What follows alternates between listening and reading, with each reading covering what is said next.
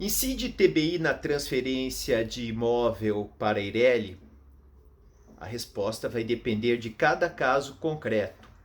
No primeiro momento, para pensar que não vai existir essa incidência do ITBI, o imóvel tem que ser integralizado no capital social. Esse é o primeiro requisito. Já se ele não for integralizado no capital social e entrar simplesmente no patrimônio da sociedade, for feita a transferência a ela, eu já não posso falar que não vai incidir aí o ITBI. Ao contrário, digo que vai incidir. Em que momento é que incide esse ITBI? Não é o momento da realização da escritura, sim no momento que é feita a transferência do imóvel junto ao registro competente. É feita então a matrícula daquele imóvel. Este imposto ele é cobrado pelos municípios, então a alíquota ela vai ser diferenciada entre eles. E qual é o valor que será tributado? O valor tributado, segundo o artigo 38 do Código Tributário Nacional, é o valor venal. Tá, mas o valor venal é um conceito bastante indefinido. Qual o valor? Aquele valor que foi fixado no IPTU daquele imóvel? Não. É o valor de mercado naquele momento em que ocorrerá a tributação. E o que acontece? A prefeitura acaba arbitrando um valor para esses imóveis e que o que nós vemos aí na prática do dia a dia é que os valores eles acabam sendo superiores àquele valor de mercado. Então, vamos ver aí o que é correto. Sob o meu ponto de vista, o correto, no primeiro momento, será analisar justamente qual o valor venal que consta ali naquela matrícula. Tá? Então, se foi feito, por exemplo, nesse ano de 2020, qual que é o valor, por qual valor ele foi adquirido? Foi adquirido por 300 mil reais. Então esse foi o valor da venda, esse é o valor venal que está na escritura. Tem uma situação aqui que eu entendo que esse é o valor venal. Vamos a uma outra. O imóvel foi adquirido há 10, 15 anos. O que acontece? Eu tenho um valor histórico dele, eu não tenho já um valor atualizado, um valor venal, um valor aqui de mercado desse bem hoje. Então, nesse caso, é que existe daí esse arbitramento pela prefeitura. E se esse valor ele for superior ao valor de mercado, é claro que o contribuinte pode contestar isso daí administrativamente e mesmo depois judicialmente. Judicialmente, o que aconteceria? O juiz indicaria um perito para fazer uma avaliação daquele imóvel. As partes podem indicar assistentes técnicos, mas na prática acaba sendo muitas vezes muito caro entrar nesse tipo de discussão, tendo que pagar advogado, tendo que pagar custas processuais, e o valor de pagar o perito acaba sendo mais caro do que o valor do próprio tributo. Então não vale a pena.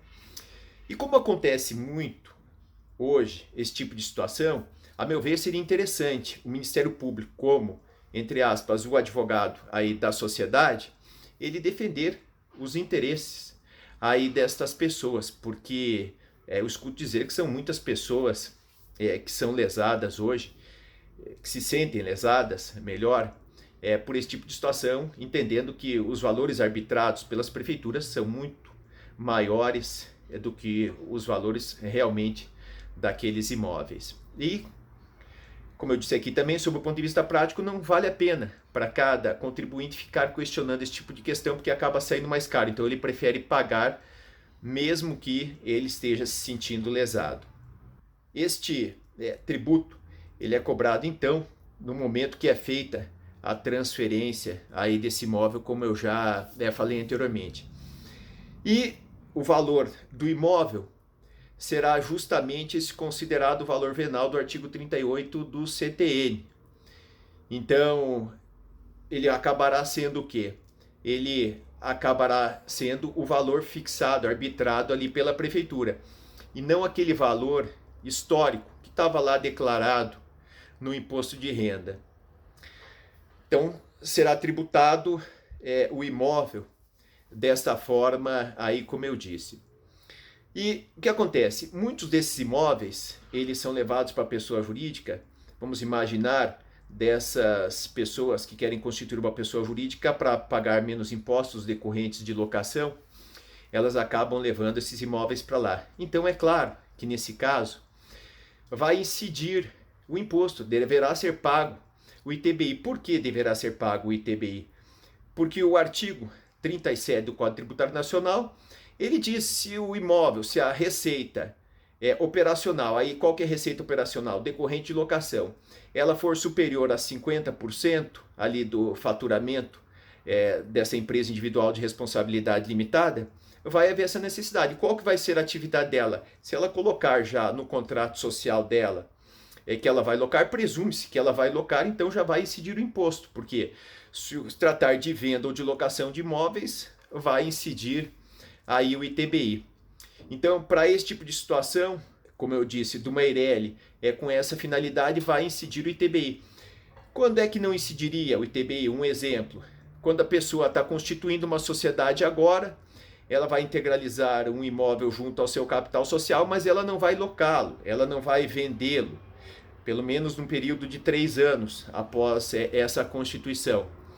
Nesse caso, lá segundo estabelece o artigo 37 do CTN, daí não haveria a incidência desse ITBI. Como eu disse, depende da análise de cada caso, para ver se haverá ou não a incidência desse ITBI. Mas terão que ser analisados, então, os artigos 36, 37 e 38 do Código Tributário Nacional. Espero que você possa aproveitar dessa dica, que você possa curti-la para que outras pessoas também tomem conhecimento. E eu te aguardo no próximo vídeo. E se você tiver algum comentário para fazer, faça, que ele será bem-vindo.